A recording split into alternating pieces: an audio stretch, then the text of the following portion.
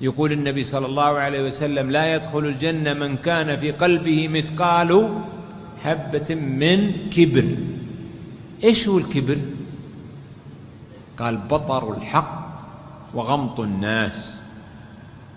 إيش غمط الناس؟ يعني احتكارهم واستنكاس، فلان لا يهمك ما سوى شيء، فلان هذا طايح إلا في معاصي وفي ذنوب كثيرة، ما يهمك، بس انتبه، هذا غمط الناس.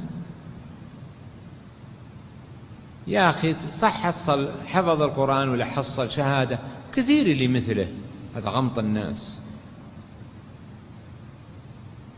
ولذلك انتبه، من أعظم أعمال القلوب ألا ترى لنفسك مكانا مرتفعا على غيرك،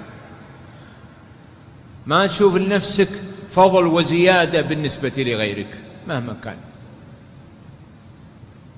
حتى لو صاحب ذنوب ولا معاصي، انتبه، يمكن عنده من الطاعات ما ليس عندك،